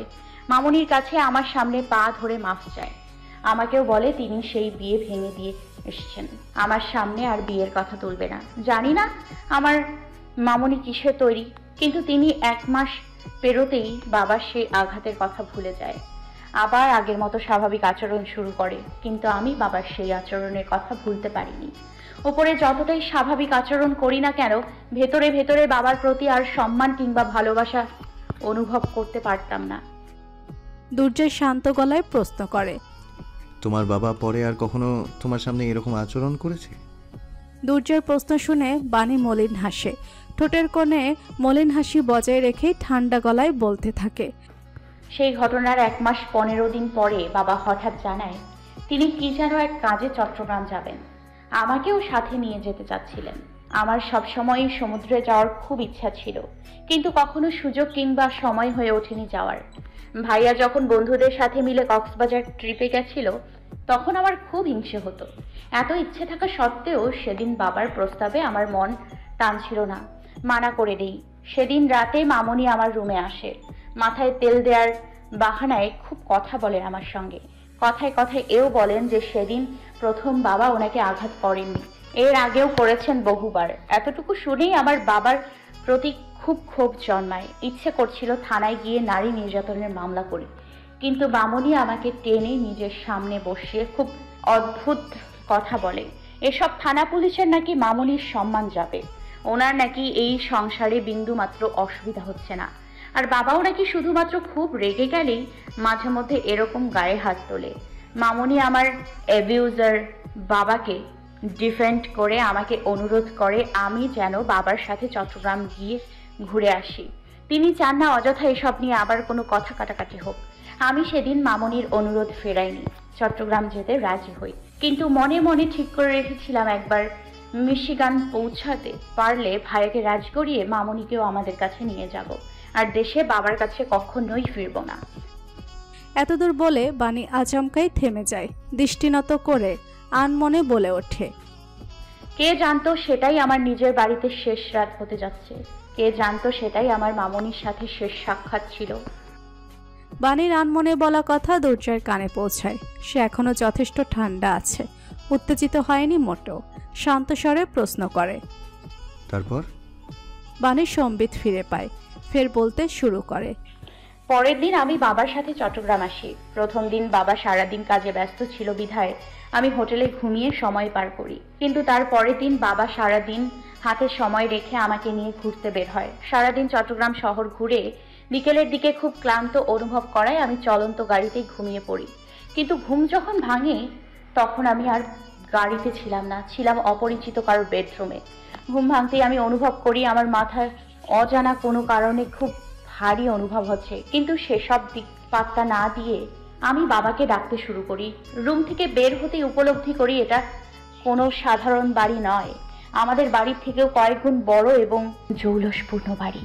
আমি ঘুরতে ঘুরতে সিঁড়ি বেয়ে নিচে যেতেই দেখি বাবা সোফায় বসে চায়ের কাপে চুমুক দিচ্ছে। ওনার সঙ্গে আর কেউ নেই। আমি দ্রুত বাবার কাছে গিয়ে প্রশ্ন করি, আমরা কোথায় আছি? বাবা আমার প্রশ্নের তোয়াক্কা না করে আয়েশ করে চায়ে চুমুকটা বসায়। তারপর আমাকে টেনে নিজের পাশে বসিয়ে বলতে শুরু করে যে রাজনৈতিক এবং ব্যবসায়িক দুরবস্থার কথা। ব্যবসায় হঠাৎ বিশাল এক লস খেয়ে বাবার আর্থিক অবস্থার তখন করুণ দশা। অপরদিকে ইলেকশন এগিয়ে আসছে, ইলেকশন লড়ার মতো টাকাও বাবার কাছে নেই। এই পরিস্থিতির একটাই সমাধান, আমার বিয়ে। আমি যদি একবার বিয়েতে রাজি হয়ে যাই তাহলে পাত্র বাবাকে গুনে গুনে 10 কোটি টাকা দেবে, সেই সঙ্গে বাবার ইলেকশনে জেতার জন্য আনুষঙ্গিক বা যা খরচ আছে সব সে বহন করবে। বাবার কথা শুনে আমি নির্বাক হয়েছিলাম। নিজেকে মানুষ কম পণ্য বেশি মনে হচ্ছিল। আমার দাম কত জানো? 10 কোটি টাকা। শেষ বাক্যটা উচ্চারণ করার সময় বাণীর গলা কাঁপল। দুর্যার স্থির চিত্ত মুখশ্রীতে এবার মৃদু অস্থিরতা লক্ষণীয় হলো। সে উঠে এগিয়ে আসতে চাইল বাণীকে আর এক গ্লাস পানি দেওয়ার জন্য, কিন্তু বাণী তার আগেই বলে ওঠে, ঠিক আছে। বাণীর ইশারা পেতেই দুর্জয় আর নড়ল না, আপন জায়গায় বসে রইল। বাণী নিজ থেকেই বলতে শুরু করে, আমি রাজি হলাম না বিয়ের জন্য। চিৎকার চেঁচামেচি করলাম শুধু। আমার বাবা বিন্দুমাত্র বিচলিত হয়নি। তিনি আমার সব চিৎকারগুলোকে নীরবে হজম করে নিয়ে উঠে দাঁড়ায়। আমার কাছে এগিয়ে এসে আমার মাথায় হাত রেখে হেসে বলে, তিনি যা করছেন সবার ভালোর জন্য করছেন। আমাদের পুরো পরিবার এতে ভালো থাকবে, ভালো থাকবো আমিও। বাবার প্রতি আমার এতদিনের রাগ আমি আর চেপে রাখতে পারিনি। রাগে ক্রোধে ওনার হাত মাথা থেকে সরিয়ে একটা ফুলদানি তুলে নেই ওনার দিকে ছুঁড়ে মারার জন্য। ছুঁড়েও মারি, কিন্তু উনি নিজেকে বাঁচিয়ে নেয়। এক তিল পরিমাণ রাগ দেখায় না আমার ওপর। দেখাবে কেন? আমি ওনার কাছে তখন সোনার ডিম পাড়া হাঁস। উনি শুধু মুচকি হেসে বলে, আমি নাকি বিয়ে করি কিংবা না করি, এখান থেকে আমাকে সেই অচেনা লোকটার সাথেই থাকতে হবে। কারণ বাবা ইতিমধ্যে টাকার বিনিময়ে আমাকে বিক্রি করে দিয়েছে। যেদিন আমি রাজি হব একমাত্র সেদিনই বিয়ে হবে। এটুকু বলেই উনি আমাকে সেই সম্পূর্ণ অচেনা বাড়িতে অচেনা এক লোকের আয়তায় রেখে চলে যায়। তুমি ওখান থেকে পালানোর চেষ্টা করোনি? দুর্জয়ের কণ্ঠে আগ্রহ নাকি চিন্তা তা ঠিক ঠাউর করতে পারল না বাণী। সে আপাতত অতীতের তীক্ষ্ণ ব্যথাগুলো ফের অনুভব করছে। ব্যথাতুর দৃষ্টি মেলে বলে, করেছি, সঙ্গে সঙ্গে বেরোনোর চেষ্টা করেছি, কিন্তু বের হওয়ার সুযোগ পাইনি। কিছু অপরিচিত মুখ এসে আমাকে ঘিরে ধরে। অনুরোধের সুরে বলতে থাকে ভয় না পেয়ে শান্ত হয়ে বসতে। আমি রাগে উগ্র আচরণ শুরু করি। সামনে যা পাচ্ছিলাম সব ওদের দিকে ছুঁড়ে মারতে শুরু করি। কিছুজন আঘাত প্রাপ্ত হয়। এসবের মধ্যেই কোথা থেকে এক আহত লোক এসে হঠাৎ আমার ঘাড়ে সুচালো কিছু একটা চেপে ধরে। শরীরের রন্ধ্রে রন্ধ্রে কিছু একটা প্রবেশ করছিল, তা আমি অনুভব করছিলাম, কিন্তু সেই অনুভূতি বেশিক্ষণ টিকে না। চেতনাহীন হয়ে পড়ি। দুর্জয়ের বুকের ভেতর নীরবে স্পন্দন চক্রবৃদ্ধি হারে বাড়ে ক্রমশ। দম আটকে সে বাণীর পানে চেয়ে থাকে। বাণী চুপ রইল ক্ষণকাল, অতঃপর বলতে শুরু করে, যখন জ্ঞান ফেরে তখন গভীর রাত্রি। অন্ধকারের মধ্যেও আবার আমি নিজেকে সেই একই বেডরুমে খুঁজে পাই। চেতনানাশক ঔষধের প্রভাবে কিনা জানা নেই, তবে শরীরে তখন বিন্দুমাত্র বল খুঁজে পাচ্ছিলাম না। আমি না পাচ্ছিলাম কিছু বলার শক্তি। কোনো মতে বিছানায় উঠে বসি। তখন এই রুমের দরজা খুলে অন্ধকারের মধ্যে কেউ একজন রুমে প্রবেশ করে। সে কে তা জানার প্রয়োজন বোধ করি না আমি। শুধু অন্ধকারে হাতের কাছে বালিশটা তার দিকে ছুঁড়ে মারি। কোনো লাভই হয় না। কেউ একজনটা এগিয়ে এসে বিছানায় আমার মুখোমুখি বসে। মানুষটার উপস্থিতি আমাকে অস্বস্তি দিচ্ছিল, তবুও আমি সাহস করে তার হাত খামচে ধরি। নখের আঁচড়ে রক্ত বের করে আনি। গলায় মৃদু বল জুগিয়ে জানতে চাই সে কে। এক হিম শীতল পুরুষালী গলা জবাব দেয়, হিরণ। নিজের নামটুকু বলেই উনি একটা লাইটার জেলে ধরে আমার মুখের কাছে। অন্ধকারচ্ছন্ন রুমে সেই মৃদু উষ্ণ আলোয় আমি নিজের জীবনের অভিশাপের মুখ দর্শন করি প্রথমবারের মতো। লোকটা শান্ত গলায় আমাকে জানায় ভয় না পেতে, আর কেউ আমাকে ছুতে আসবে না। যেই লোকটা আমাকে সেই চেতনানাশক ঔষধ ইনজেক্ট করেছিল তাকে মৃত্যু উপহার দিয়ে এসছে। আর কেউ যদি এই ভুল করার স্পর্ধা দেখায় তারও একই পরিণতি হবে। লোকটার এসব ভয়ঙ্কর কথা শুনে আমার মাথায় ওনার জন্য উপযুক্ত একটা শব্দই বারবার ঘুরছিল, মানিয়াক। লোকটা আমাকে বলে আমি যতদিন নিজ থেকে রাজি না হব ততদিন বিয়ে হবে না। তবে আমার ওই বাড়ি থেকে পালানোর অনুমতি নেই। আমার জীবন ওই উঁচু 4 দেয়ালের সীমানার মধ্যেই বদ্ধ থাকবে। বাহিরের পৃথিবীর সাথে আমার বিচ্ছিন্ন থাকতে হবে। দুর্জয় না চাইতেও তার গলায় বিস্ময় ফুটে ওঠে, পাথরের ন্যায় প্রশ্ন করে। বিয়ে করতে রাজি হলে কেন তাহলে? দুর্জয়ের প্রশ্নের পিঠে বাণী এবার মৃদু হাসে, রহস্যময় সেই হাসি। বাণীকে যত দেখছে তত অবাক হচ্ছে দুর্জয়। এই ধরনের হাসি যে পরিস্থিতিকে কতটা রহস্যময় করে তুলছে সেই সম্পর্কে কি এই মেয়ের বিন্দুমাত্র ধারণা আছে? বাণী দুর্জয় সে প্রশ্নকে উপেক্ষা করে বলে, 1 বছর ওই বাড়িতে আমি বন্দি দশায় ছিলাম। বাহিরের পৃথিবী থেকে বিচ্ছিন্ন ছিলাম, নিজের পরিবারের সাথে যোগাযোগহীন ছিলাম। এই 1 বছরে হিরণের অসংখ্য লোককে আঘাত করে আহত করেছি। সুযোগ পেলে হিরণকেও ছাড়তাম না। যতবার সুযোগ পেয়েছি আঘাত করেছি। ওর বুকে কাটা চামচও গেঁথে দিয়েছিলাম একবার। মুহূর্তটা তৃপ্তিকর ছিল। এই 1 বছরে আমার জীবনের কন্ট্রোল আমার হাতে না থাকলেও একটা জিনিসের কন্ট্রোল আমার হাতে ছিল, সেটা হলো হিরণকে বিয়ে করতে মত দেয়া। আমার বাবা হয়তো ভেবেছিল আমি মামুনির মতো এসব কিছু মেনে নিব, কিন্তু বাবা আমাকে কখনো চিনতে পারিনি। আমার জেদ সম্পর্কেও হয়তো ওনার ধারণা নেই। নিজের সঙ্গেই আমি জেদ ধরি, প্রয়োজনে মরে যাব, কিন্তু এই মানিয়াক বর্বরকে কখনো বিয়ে করব না। আমি আমার জেদে অটুট থাকি। এই 1 বছর পর উপরওয়ালা আমার দিকে মুখ তুলে তাকায়। হিরণের কঠোর নিরাপত্তা ভেদ করে আমার ভাইয়া আমার পর্যন্ত পৌঁছতে সক্ষম হয়। আমাকে হিরণের জাহান্নাম তুল্য প্রাসাদে ফেলে বাবা সিলেট ফিরে যাওয়ার পর মামুনি আর বাবার মধ্যে কি হয়েছে তা ভাইয়া অজানা। কেবল তার পরের দিন তিনি খবর পায় মামুনি সিঁড়ি থেকে পড়ে গিয়েছে। আমার মামুনি আর নেই। ভাইয়া খবর পেয়ে দেশে পৌঁছতে ততক্ষণে মামুনিকে দাফন করা হয়ে গিয়েছে। আমরা 2 ভাই বোন নিজের মাকে শেষবারের মতো দেখার সুযোগও পাইনি। আমাকে না পেয়ে ভাইয়া যখন বাবার কাছে জানতে চায় আমি কোথায়, বাবা জানায় আমি তাদের মুখে চুনকালি মেখে কারোর সঙ্গে পালিয়ে গিয়েছি। বাবার এই মিথ্যেটা ভাইয়া বিশ্বাস করে না, উল্টো তার কাছে সবকিছু সন্দেহজনক লাগছিল। তবে সেই মুহূর্তে তিনি কোনো রিকোয়েস্ট করে না। ভাইয়া আমার বিপরীত স্বভাবের, ঠান্ডা শান্ত স্বভাবের। ভাইয়া নিজের পড়াশোনা ছেড়ে দেশে রয়ে যায়। বাবার ব্যবসা সামলানোর নাম করে বাবার উপর নজর রাখে। 10 মাস পর আমার তথ্য পেতে সক্ষম হয়। আমি কোথায় আছি জানতে পেরে 2 মাস ওত পেতেছিল আমাকে উদ্ধার করার জন্য। সুযোগ পেতেই ভাইয়া সবার চোখ ফাঁকি দিয়ে আমার কাছে পৌঁছায়। হিরণের গার্ডদের চোখে ধুলো ছুঁড়ে আমাকে নিয়ে পালায়। দুর্জয় বাণীর কথায় এতটাই ডুবে গিয়েছে যে বাণী পালাতে সক্ষম হয়েছিল শুনে আনমনেই সে স্বস্তির নিঃশ্বাস ছাড়ে। তবে তা দীর্ঘস্থায়ী হয় না। বাণী বলে ওঠে, কিন্তু সেটাই আমাদের সব থেকে বড় ভুল ছিল। 24 ঘন্টাও পালিয়ে থাকতে সক্ষম হইনি আমরা। ভাইয়া আমাকে নিয়ে দেশ ছেড়ে পালাতে চেয়েছিল, কিন্তু চট্টগ্রাম শহর ছাড়ার আগেই হিরণের লোকেরা আমাদের ধরে ফেলে, ফের নিয়ে যায় হিরণের ওই পাপের প্রাসাদে। ভাইয়ার এই দুঃসাহস হিরণের ক্ষোভের কারণ হয়। ক্ষোভে অন্ধকার হয়েও ভাইয়াকে বাড়ির পেছনের ওই শিমুল গাছের সাথে বেঁধে রাখে। ভাইয়াকে মারতে মারতে ওরা রক্তাক্ত করে ফেলেছিল। আঘাত করে যখন ক্ষান্ত হয়নি তখন হিরণ। এতদূর বলে বাণী আর কথা বলতে পারে না। চোখ বুজে জোরে একটা নিঃশ্বাস টেনে নেয়। গাল গড়িয়ে পড়ে তার উষ্ণ জল। কাপা গলায় বলে, আমার চোখের সামনে আমার ভাইকে খুন করে হিরণ। ওর হাতে আমার ভাইয়ার খুনের রক্ত লেগে আছে। দুর্জয়ের মস্তিষ্ক ফাঁকা হয়ে আছে। তার আর কিছু শুনতে ইচ্ছে করছে না। গতকাল থেকে তার মস্তিষ্ক একের পর এক ধাক্কা সামলে ক্লান্ত হয়ে পড়েছে। মানসিকভাবে বিপর্যস্ত অনুভব করছে সে।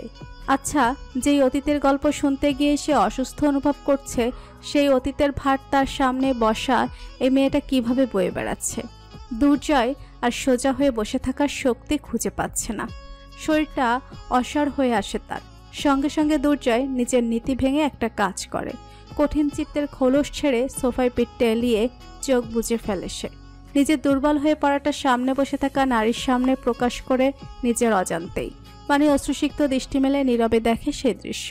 নিস্তব্ধ পরিবেশের নীরবতা ভেঙে মলিন গলায় বলে ওঠে, আমার শেষ আশ্রয়স্থল সায়ান্ন তালুকদারের লাশের ওপর পড়ে কাঁদছিলাম আমি।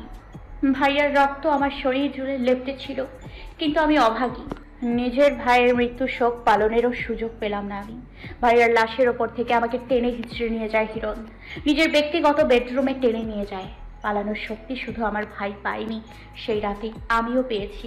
হিরণের ভয়ঙ্কর রূপের সঙ্গে সাক্ষাৎ হয়েছে সেই রাতে।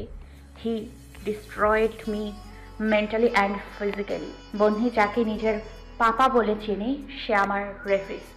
আমার ভাইয়ের খুনি ও বন্নির পাপা হতে পেরেছে, কিন্তু আমার স্বামী হতে পারেনি। সোফায় হেলান দিয়ে চোখ বুজে রাখা দুর্জয়ের মধ্যে বিন্দুমাত্র হেলদোল দেখা গেল না, কেবল ক্ষীণ গলায় প্রশ্ন করে, Did he did that to you again? বাণীর পা ঝুলিয়ে সোফায় সোজা হয়ে বসে থাকতে ভালো লাগছিল না। পুরনো ক্ষত তাকে দুর্বল করে দিচ্ছে আবারও। শরীর খানিকটা টলছে। অশ্রুসিক্ত চোখের পানি মুছে ঝুলিয়ে রাখা পা জোড়া এবার সোফায় তুলে দ আকারে বসে বাণী। বুকের কাছে ঠেকানো হাঁটুর উপর থুতনি ঠেক দিয়ে সে মলিন গলায় বলে, দুর্জয় এবার চোখ মেলে তাকায়, তবে সোজা হয়ে উঠে বসে না। নিজের থেকে ঠিক কয়েক হাত দূরে সোফাটিতে বসে থাকা নিজের মায়ের শাড়ি পরিহিতা নারীকে দেখে সে এক পল, ভারী অমাবস্যায় মোড়ানো এই নারীর জীবন। জ্যোৎস্নার সিটে ফোটাও নেই যে জীবনে। বাণীর চোখ এড়ায় না দুর্জয়ের দৃষ্টি। সেও কিছু পল দুর্জয়ের পানে চেয়ে রয়, অতপর রুগ্ন গলায় আবারও বলতে শুরু করে অতীত কথা। ভাইয়ার মৃত্যুর 6 বছর পর আমি দ্বিতীয়বারের মতো আবার পালাই, তবে এবার সঙ্গে করে বন্নিকে নিয়ে। আমি জানতাম কখনো না কখনো আমি হিরণের কাছে ধরা পড়ব, তবু আমি ওই জীবন থেকে মুক্তি লাভের লোভে সুযোগটা হাতছাড়া করি না।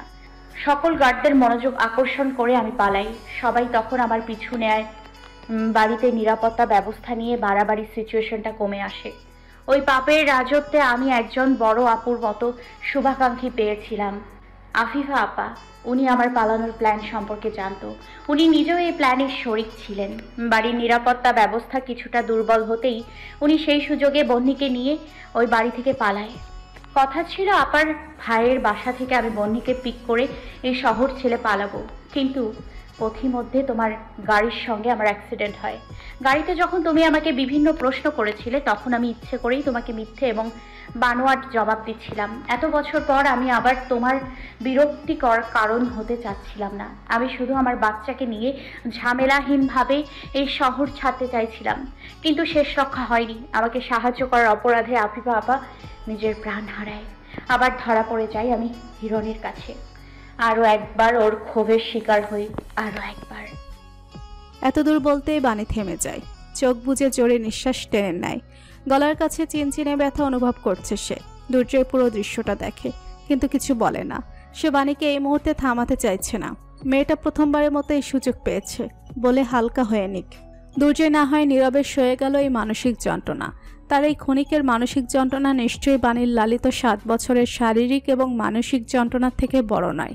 বাণী আবার বলতে থাকে, সেই রাতে ঝড়ের তাণ্ডব মাথায় নিয়ে আমি ওই অভিশপ্ত ব্যাকইয়ার্ডে যাই, যেখানে আমার ভাইয়া খুন হয়েছিল। শিমুল গাছটার নিচে গিয়ে মাটি আঁকড়ে ঝড় সহে নেই।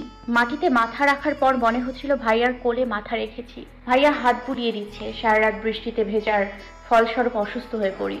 সিরিয়াস অবস্থা হয়ে যাওয়ায় হিরণ আমাকে হসপিটালে অ্যাডমিট করাতে বাধ্য হয়। আমি সুযোগ বুঝে তৃতীয়বারের মতো পালাই, তবে এবার সম্পূর্ণ একা। দুর্জয় এবার নীরবতা ভেঙে প্রশ্ন করে, বন্নি কোথায়? ও নিজের বাবার আসল রূপ সম্পর্কে জানে? বন্নি হিরণের কাছে আছে, কিন্তু বেশি দিন থাকবে না। আমি আমার মেয়েকে নিজের কাছে নিয়ে আসবো। এখান থেকে অনেক দূরে চলে যাব। আর রইল বন্নির হিরণ সম্পর্কে জানার ব্যাপারে। তাহলে ওর কাছে ওর পাপা হিরো, মার্ভেল স্টুডিওজের সিনেমাগুলোর হিরোর মতো মনে করে ও নিজের পাপাকে। আমিও কখনো ওর সেই ধারণা পরিবর্তন করিনি। আমার মেয়ে এখনো খুব ছোট। এত কম বয়সে আমি ওর মনের ঘৃণা বীজ বপন করে ওর মন কুলুষিত করতে চাই না। ছোটবেলা থেকে যেই পুরুষকে হিরো জেনে এসেছি, হঠাৎ করে সেই পুরুষের জঘন্য রূপ সামনে আসার অনুভূতি কেমন হয় তা আমি ভালো করেই জানি। আমি চাই না আমার মেয়েও আমার মতো একই মানসিক যন্ত্রণা সহ্য করুক। শুধুমাত্র ওর জন্যই আমি বিয়ে না হওয়া সত্ত্বেও সবার সামনে হিরণের ওয়াইফ সেজে থাকার মিথ্যা অভিনয় করে এসছে এতদিন। আমি চাই না কেউ আমার মেয়ের পরিচয় নিয়ে প্রশ্ন তুলুক। দুর্জয় নীরবে সব শুনছিল। বাণীর কথায় সে অনেকটাই গভীরভাবে মশগুল হয়েছিল, কিন্তু হঠাৎই তার টনক নড়ে ওঠে। সে সোজা হয়ে উঠে বসে প্রশ্ন করে, ওয়েট বানি, হিরণের প্রফেশন কি? I don't think he is a random rich guy who got such power. দুর্জয়ের প্রশ্নের পিঠে এবার বাণীও নড়ে চড়ে বসে। তাকে ভাবুক দেখা যায়। সে জবাব দেয়, হিরণের প্রফেশন কি তা আমার জানা নেই। উনি ওনার কাজের জগৎকে বাড়ির বাইরে ফেলে আসে সব সময়। আমার সামনে কখনো নিজের কাজ নিয়ে কোনো কথাও বলেনি। All I know about him is that he is a orphan. ওনার কোনো ফ্যামিলির রুট নেই। দুর্জয় এতটুকু শুনে মনে মনে কিছু একটা ভাবতে থাকে। তার মাঝে বাণী ফের বলে ওঠে, কিন্তু দেয়ার ইজ সামথিং, আমি জানি না, কিন্তু ফর সাম রিজন হিরণ আমার আর বন্ধুর আইডেন্টিটি নিয়ে খুব প্রসেসিভ মেনটেন করতো সবসময়, অ্যাজ ইফ উনি কারো থেকে আমাদের ব্যাপারে লুকাচ্ছে। আর শমশের নামক একজন লোকের সঙ্গে ওনার পরিচয় আছে, যে বর্তমানে আমার আর বন্ধুর পরিচয় জানে। এই বিষয়টা নিয়ে হিরণকে খুব চিন্তিত হতে দেখেছি আমি। ওই শমশের নামক লোককে তুমি কখনো দেখেছো? হ্যাঁ, বাসায় এসেছিল একবার। লোকটা সাধারণ কেউ নয়, অস্ত্রধারী। দুর্জয় একটা দীর্ঘশ্বাস ছেড়ে উঠে দাঁড়ায়। আজকের জন্য যথেষ্ট হয়েছে। এই মুহূর্তে আর কিছু ভাবার পরিস্থিতিতে নেই সে। মস্তিষ্ক সামান্য আরাম চাইছে।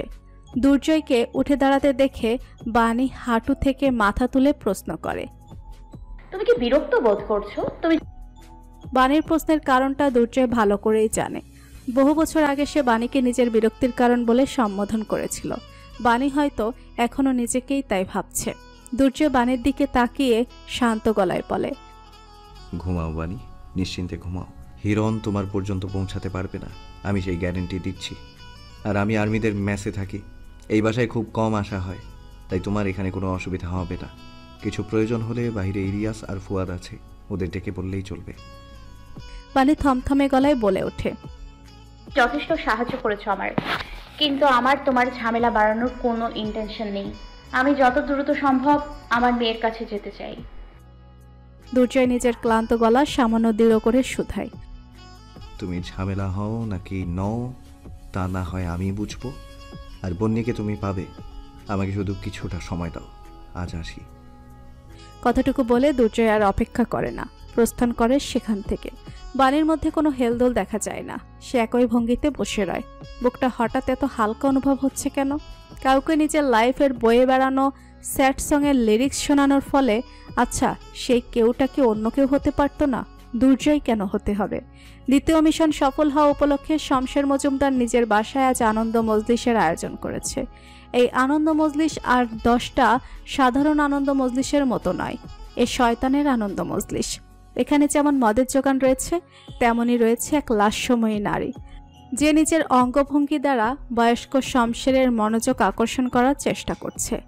শমশের মজুমদারও কম নয়, তিনিও নিজের মনোযোগ সেই নারীর দিকে স্থির করে রেখেছে। শমশের মজুমদার কখনো বিয়ে না করলেও নারী সঙ্গের অভাব হয়নি তার। যখন ইচ্ছে জেগেছে এরকম লাস্যময়ী নারী নিজের বাসায় নিয়ে এসেছে। হাঁটুর বয়সী মেয়েরাও মোটা অঙ্কের টাকার লোভে শমশের মজুমদারকে ফিরিয়ে দেয়নি কখনো। আচমকা কারো আগমনে শমশেরের মনোযোগ ভঙ্গ হয়। নিজের ডান হাত মানিককে দেখেই তিনি প্রশ্নবোধক দৃষ্টি মেলে তাকায়। মানিক এগিয়ে এসে শমশেরের কানে কানে জানায়, হিরণ স্যারের স্ত্রী বানিয়ে হসপিটাল থেকে পালিয়েছে। ছোট্ট খবরটুকু পেতেই শমশের মনে মনে হিসাব মিলিয়ে ফেলে। তবে এই কারণেই হিরণ আজকের মজলিসে উপস্থিত হয়নি। শমশের এটা ভেবে পায় না বাণী নামক ওই মেয়ে হিরণের থেকে পালিয়ে বেড়ায় কি কারণে। হিরণ নামক ওই জানোয়ারটা তো কুকুরের মতোই বিশ্বস্ত। শমশেরের এত লোভ দেখানো সত্ত্বেও এত বছরে কোনো লাস্যময়ী নারী দ্বারা আকর্ষিত হয়নি। ওই বাণী নামক রুগ্ন দেখতে মেয়েটা ছাড়া অন্য কোনো নারীর সংস্পর্শে যায়নি। এমন বিশ্বস্ত কুকুরকে নিজের স্ত্রীর মন জয় করতে পারেনি। ভাবনাটা মনে উকি দিতেই শমশের একা একা হাসে। হিরণ নামক ওই পালিত কুকুরটার খুব আত্মগরিমা, অথচ সামান্য এক নারীর মন জয় করতে কি না সে ব্যর্থ হলো। শমশেরের ভাবনার মাঝেই মানিক প্রশ্ন করে, স্যার এখন আপনার কি অর্ডার? হিরণ কি ওই মেয়েটাকে খুঁজছে? হ্যাঁ স্যার, আকাশ পাতাল এক করে খুঁজছে। খবর পেলাম যাদের গাফলতির ফলে কিনা মেয়েটা পালিয়েছে তাদেরকেও খুন করেছেন তিনি। পরিস্থিতি বেশ গরম। শমশের মজুমদার বাঁকা হেসে শুধায়, গরম পরিস্থিতিকে আরো গরম কিভাবে করে তোলা যায় জানো মানিক? মানিক প্রশ্নবোধক দৃষ্টি মেলে জানতে চায়, আপনি কি কিছু ভাবছেন স্যার? হিরণ মেয়েটাকে খুঁজে পাওয়ার আগে আমাদের ওকে খুঁজে বের করতে হবে। কুকুরটা খুব ঘেউ ঘেউ শুরু করছে না। ওকে মিনি বিড়াল বানিয়ে পা চাটানোর মোক্ষণ সুযোগ এটা। নিজের স্যারের কথা শুনে মানিকের মুখে সন্তোষজনক হাসি ফুটে ওঠে। কি দারুণ, কি দারুণ! স্যার অবশেষে এই হিরণকে নাচানোর পরিকল্পনা করছেন। কি দারুণ না হবে যখন হিরণ স্ত্রীর জন্য পাগলের মতো ছটফট করবে। দৃশ্যটা কল্পনা করে আরেক দফা হাসে মানিক। নিজের বেডরুমে সিঙ্গেল সোফাটায় বসে আছে এক পুরুষ। এক হাতে একটা ল্যাভেন্ডার রঙের শিফনের ওড়না জড়িয়ে রেখেছে সে। ওড়নাটা নাকের কাছে চেপে ধরে চোখ বুজে রয়েছে সে। অনুভব করার চেষ্টা করেছে কারো অস্তিত্ব। অন্ধকারে তলানো রুমটায় শুনশান নীরবতা পরিলক্ষিত। আজ 3 দিন ধরে বাণী পলাতক। কোথায় আছে কে জানে, কার কাছে আছে সেটাও জানা নেই হিরণের। বাণীকে খোঁজার যথাসাধ্য চেষ্টা করেছে সে। বাস স্টপ, স্টেশন সর্বত্র নিজের লোক ছড়িয়ে রেখেছে। এতটুকু নিশ্চিত বাণী এখনো শহর ছেড়ে বেরোয়নি, কারণ সে চেষ্টা করলেই হিরণের কাছে এতক্ষণে ধরা পড়ে যেত।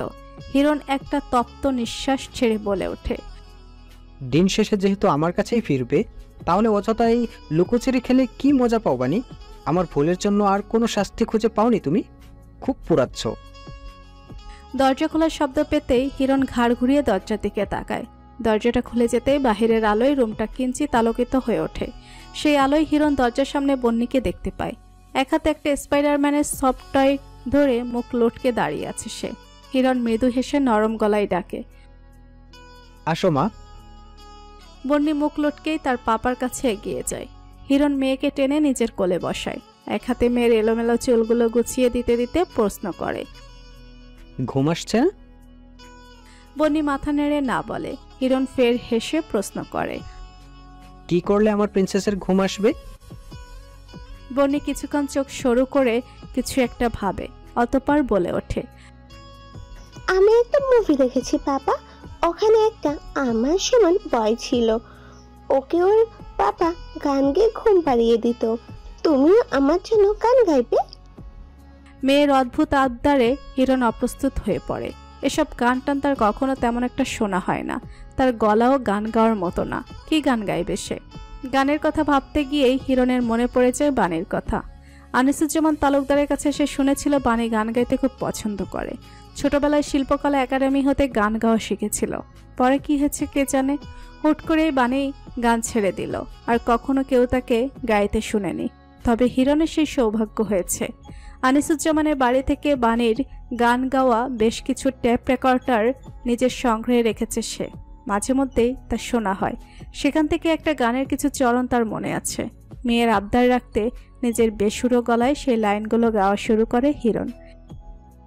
বাতে কভি না তো ভুলনা, कोई तेरे खातिर है जी रहा, जाए तो कहीं भी